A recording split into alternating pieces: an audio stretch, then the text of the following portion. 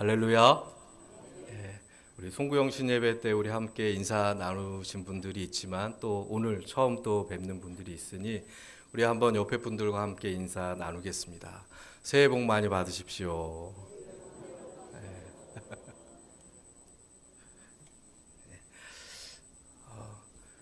저희 이전 제가 사역하던 교회에서 집사님 가정이 한 분 방문하셨네요.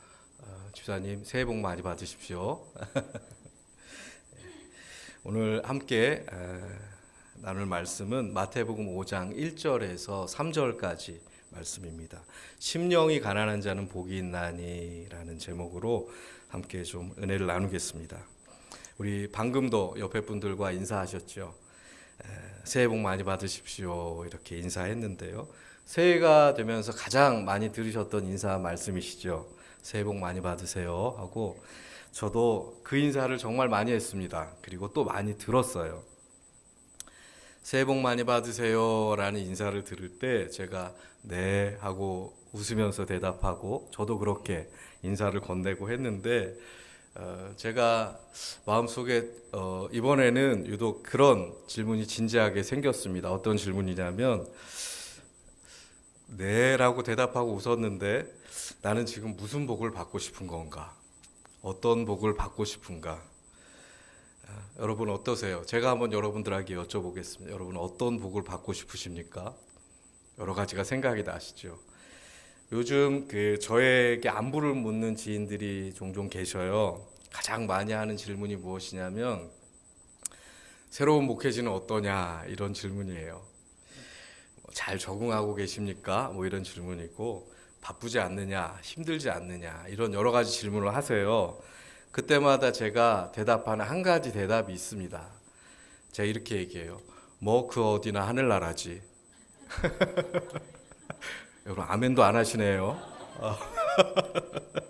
제가 이렇게 고백해요. 그 안에 많은 이야기들이 담겨 있죠. 그 어디나 하늘나라지요. 할렐루야.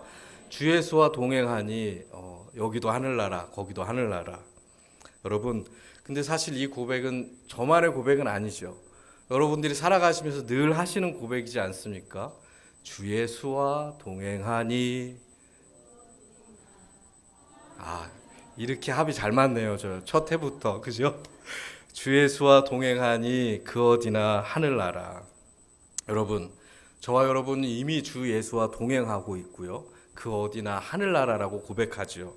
그러면 여러분 이미 제일 큰 복을 우리가 받은 거지 않습니까? 할렐루야. 그러면 더 복을 안 받으셔도 되죠. 아멘 소리가 안 나오시네요.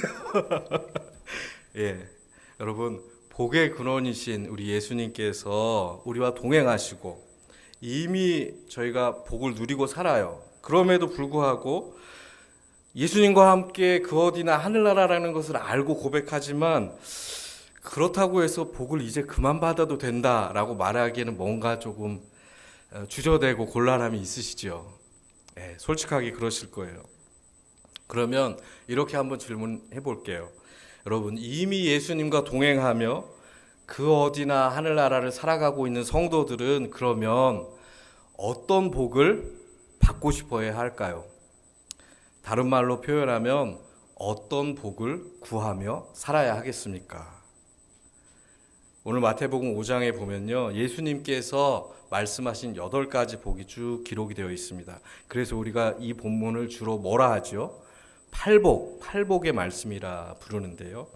오늘 저와 여러분이 함께 읽은 이 본문은 첫 번째에 해당하는 복입니다.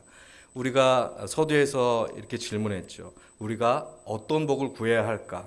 성도들은 어떤 복을 구해야 할까라는 그 질문에 대한 첫 번째 대답이 될 것입니다. 1절을 같이 한번 보실까요? 같이 한번 읽어보겠습니다. 시작. 예수께서 무리를 보시고 산에 올라가 앉으시니 제자들이 나아온지라. 예수님께서 산에 올라가서 딱 자리를 잡고 앉으셨어요. 여러분 산에 올라가서 앉는 이 행동은 이제 이런 신호예요. 이제 예수님께서 한 말씀 하시려나 보다. 가르침을 주시려나 보다. 유대인 사회에서요, 이 선생님들 랍비들은요, 거의 앉아서 가르쳤습니다. 서서 성경을 낭독하고 앉아서 이렇게 가르침을 줬어요. 이 당시에 예수님을 따르던 정말 수많은 무리들이 있었습니다. 왜 예수님을 따랐을까? 예수님께서 능력을 행하시고 고치시고 하니까 멀리 수리아 지역에서도 거의 한 거리상으로는 3박 4일이나 되는 이 거리에서도 사람들이 몰려왔어요. 그리고 예수님이 다 고치셨거든요. 그러니까 수많은 사람들이 몰려들었어요. 여러분, 그런데 예수님 앞으로 몰려들었던, 예수님 주변으로 몰려들었던 그 수많은 사람들이 다 제자는 아니었습니다. 쉽게 말하면 그 수많은 무리 중에서 소수의 제자의 그룹이 있었던 것인데요. 오늘 팔복의 이 말씀은요, 그 수많은 무리를 대상으로 하신 가르침이 아니라 제자들을 향한 가르침이에요. 예수께서 산에 올라가 앉으시니 누가 나온지라, 제자들이 나온지라. 여러분, 제자는 어떤 사람입니까? 설교 서두에서 우리가 함께 말씀을 나누었듯이 일반 군중들과는 다른 사람들이에요. 저와 여러분처럼 이미 주 예수와 동행하고 그 어디나 하늘나라를 살아가는 사람들이겠죠. 예수 그리스도를 따라서 살아가는 사람들이니까요. 그런데 정말 흥미롭게도 예수님께서 사역의 초창기에 예수를 따르는 그 제자들에게 중요하게 가르쳤던, 시작하시면서 가르쳤던 말씀이 바로 이 복에 관한 것입니다. 8가지 복이에요. 예수님께서 입을 열어서 이 첫 번째 복에 대해서 이제 말씀을 해주십니다. 3절을 같이 한번 보겠습니다. 같이 한번 읽어보실까요? 시작. 심령이 가난한 자는 복이 있나니 천국이 그들의 것이며. 아멘. 우리가 성경을 이 문장 그대로 읽으면 굉장히 차분하게 읽혀지죠. 심령이 가난한 자는 복이 있나니 천국이 그들의 것이며. 그런데 이 구절의 그 원래의 의미는 이렇게 차분한 문장이라기보다는요, 이런 순서도 조금 달라요. 어떻게 좀 읽으셔야 되냐면 이렇게 읽으시면 됩니다. 복이 있다 하고 예수님께서 먼저 선언을 하세요. 복이 있도다, 복이 있는 자다, 심령이 가난한 자는. 왜냐하면 천국이 그들의 것이기 때문이다. 예수님께서 이렇게 말씀하신 거예요. 제자들에게. 복이 있다, 심령이 가난한 자들은. 왜냐하면 천국이 그들의 것이기 때문이다. 여러분, 복이 있다라는 이 말은요, 앞으로 복이 있을 것이다 이 말이 아니에요. 이 말이 아니라 이미 복이 있는 상태다 이렇게 이야기해 주신 거예요. 이미 행복한 상태다. 이미 복이 있는 상태다. 그리고 심령이 가난한 자가 복이 있는 이유에 대해서 이렇게 설명을 하시죠. 천국이 그들의 것이기 때문이다. 여러분, 예수님께서 복음서에서 천국에 대해서 굉장히 많은 말씀을 하시는데요. 이때 말씀하시는 천국은 저와 여러분이 사후에 가는 이런 내세를 가리키는 천국이 아니라 예수님께서 말씀하시는 이 천국, 하나님 나라는요, 쉽게 말하면 이렇게 이해하시면 돼요. 하나님의 통치, 하나님의 다스림, 이것을 천국이라고 해요. 여기까지 정리해 보면 이렇습니다. 심령이 가난한 자는 이미 지금 복이 있는 상태이다. 왜냐하면 하나님의 나라, 하나님의 통치가 지금 그들의 것이기 때문이다. 이게 바로 예수님께서 첫 번째로 말씀하신 복입니다. 여러분, 그런데 이 복을 우리가 딱 들을 때 심령이 가난한 자라는 말이 선뜻 마음에 수긍이 되지가 않아요. 여러분, 우리가 살아가는 세상에서 가난이라는 말은 좋은 말입니까? 나쁜 말입니까? 긍정적입니까? 부정적입니까? 일반적으로는 부정적인 말이죠. 복이라는 것과 가난이라는 것은 반대 개념이에요. 이게 똑같은 의미로 사용되지가 않거든요. 세상 누구도 가난한 자를 복되다고 말하진 않습니다. 오히려 뭐라 합니까? 박복하다 하죠. 그런데 예수님께서 오늘 본문에서 첫 번째 복을 이야기하시면서 이 가난이, 이 가난함이 복이다 이렇게 이야기를 해주시는 거예요. 세상의 가치관과 완전히 정반대의 이야기를 해주시는 것이에요. 오늘 본문에서는 예수님께서 이 가난이라는 말을 굉장히 긍정적인 의미로 사용하고 계셔요. 심령이 가난한 자는 이미 하나님의 다스림, 통치 아래에 있는 사람이고 이미 복이 있는 사람이다라는 선언을 하셨기 때문에 그렇습니다. 여러분, 그렇다면 예수님께서 말씀하시는 심령이 가난한 자는 어떤 사람을 가리키는 것이겠습니까? 이 구절의 의미를 우리가 좀 더 잘 이해하기 위해서 우리가 살펴봐야 될 성경 구절이 하나 있는데요. 같이 한번 찾아보겠습니다. 마태복음 19장 14절 말씀입니다.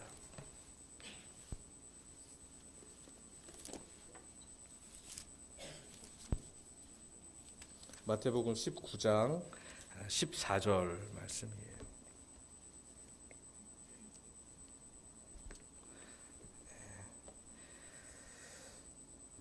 같이 한번 읽어보겠습니다. 시작.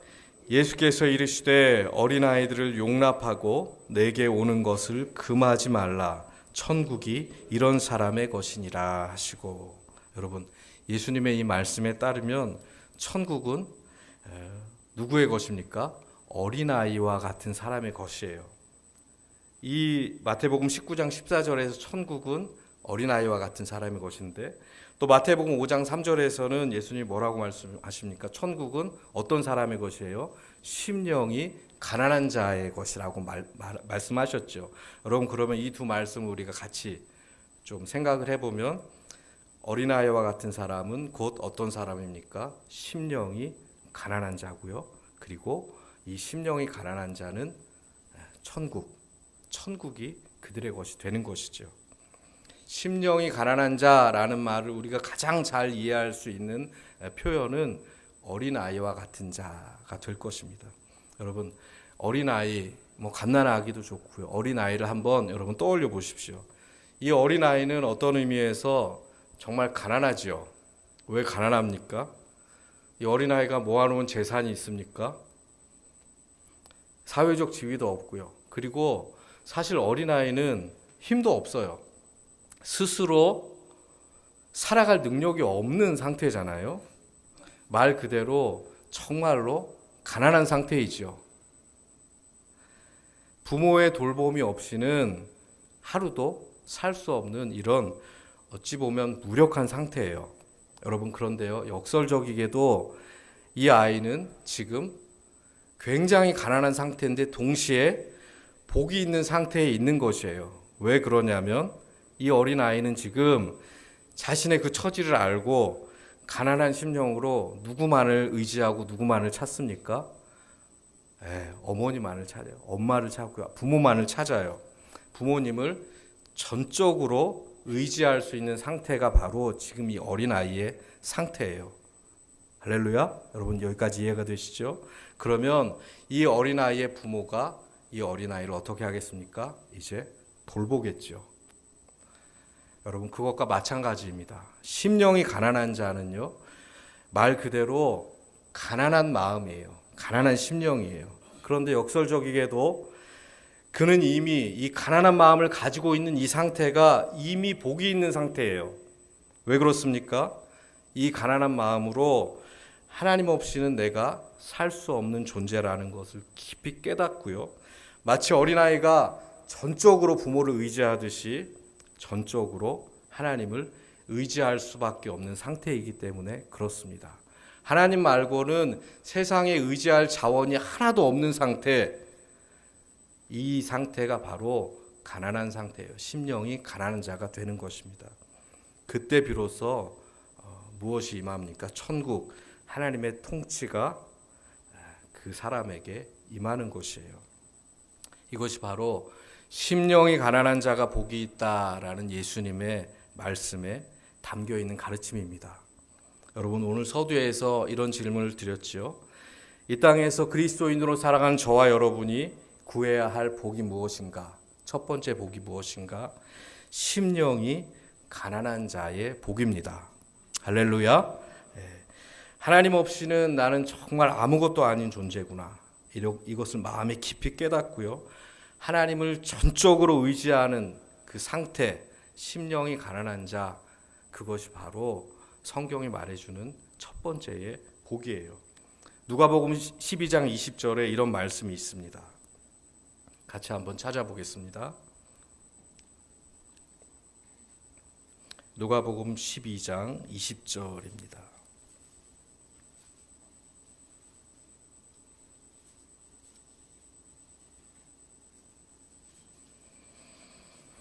천천히 찾아보시죠. 누가복음 12장 20절 말씀입니다.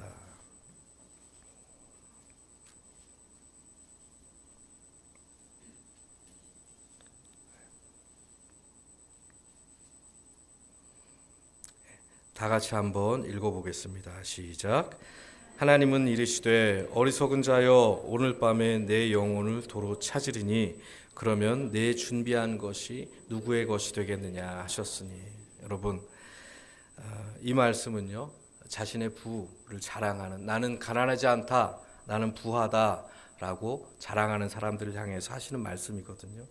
오늘 밤에 내 영혼을 도로 찾으시면 네가 자랑하는, 나는 가난하지 않다고 자랑하는 이것들이 누구의 것이 되겠느냐 해주시는 말씀이에요.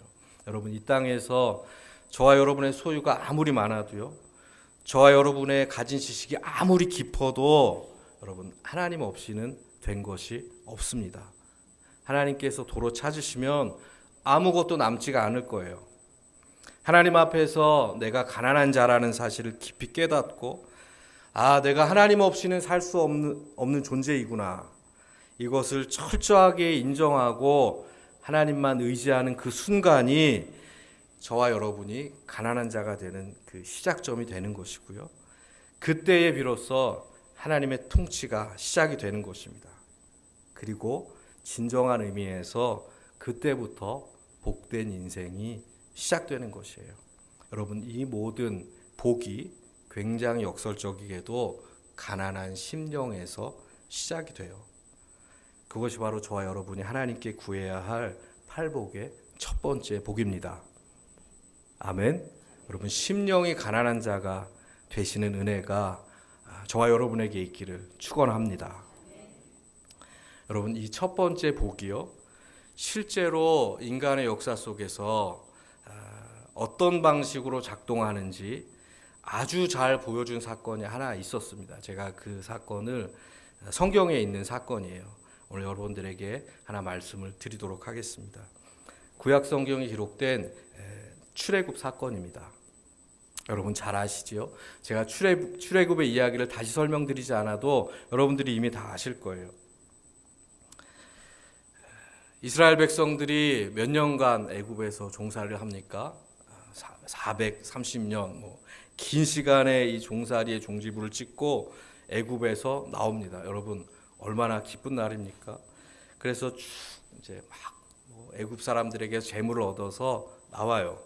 그런데 이렇게 쭉 행진해서 나온 지 얼마 되지 않아서 홍해 앞에 다다랐는데 뒤에서 누가 추격해 옵니까?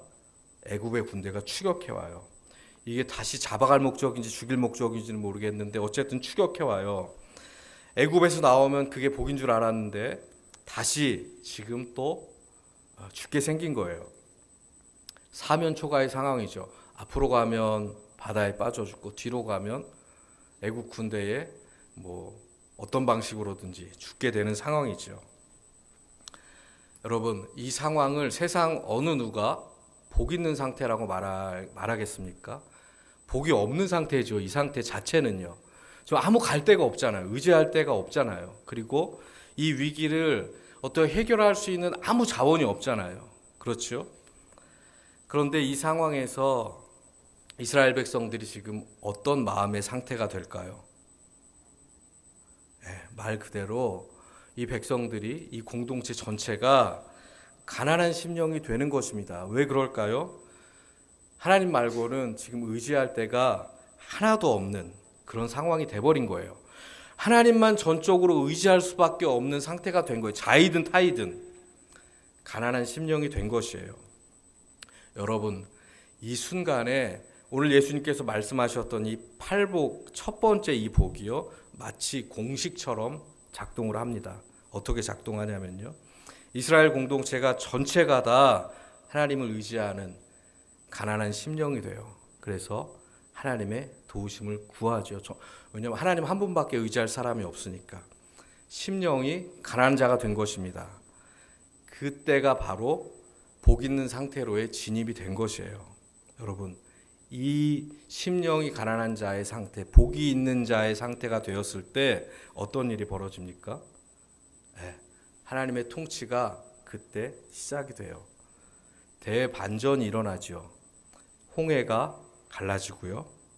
그 갈라진 길을 건넜습니다. 그리고 쫓아오던 애굽의 병사들은 어떻게 되었습니까? 수장이 되었어요. 여러분, 놀랍죠? 이게 바로 팔복의 첫 번째 복, 심령이 가난한 자는 복이 있나니 천국이 그들의 것임이라. 이 복을 너무나도 잘 보여주는 성경의 사건인 것입니다. 이 첫 번째 복이 이런 방식으로 저와 여러분의 삶에서 작동해요.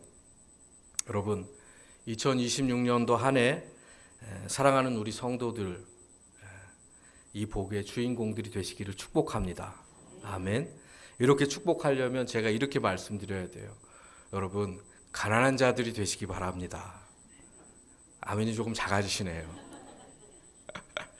여러분, 아멘하고 받으실 수가 있어야 돼요. 심령이 가난한 자, 이 상태가 되어야 사람들은 이것을 복이라 말하지 않을 수도 있어요. 하지만 성경은 분명하게 말합니다. 이것이 복이다. 할렐루야. 심령이 가난한 자가 되시기를 다시 한번 축원합니다. 아멘. 우리 대광교회가요. 그리고 이 팔복의 첫 번째를 올 한 해 분명히 경험할 수 있기를 간절히 소망합니다. 네. 이 팔복의 말씀은요, 개인에게만 주시는 말씀이 아니에요. 보십시오. 출애굽한 이스라엘 공동체에 주신 약속의 말씀이기도 합니다. 제가 팔복, 또 대광 이런 단어들을 좀 묵상하다 보니 왠지 약간 이 복고풍 느낌이 좀 들더라고요.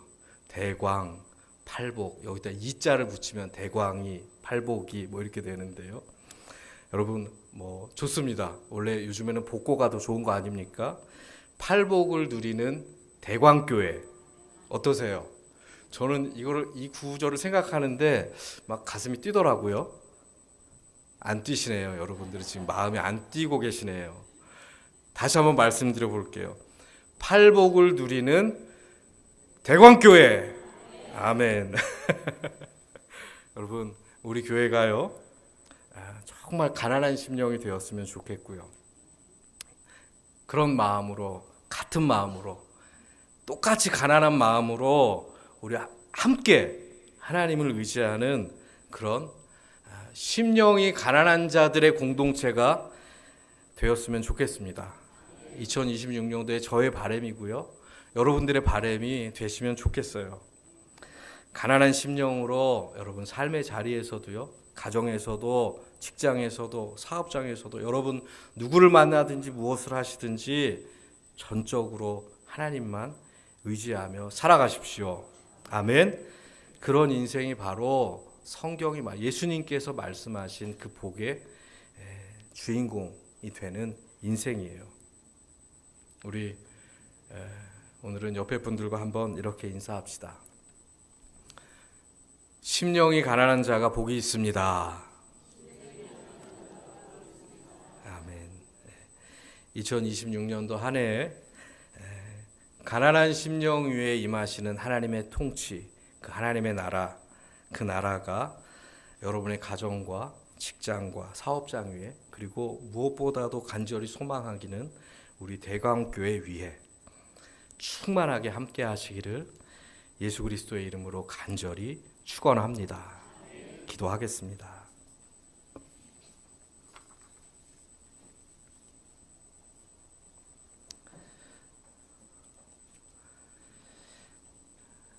하나님 아버지 감사합니다. 오늘은 예수님께서 마태복음 5장에서 말씀해 주신 팔복의 첫 번째 말씀을 함께 나누었습니다. 심령이 가난한 자는 복이 있나니 천국이 그들의 것임이라.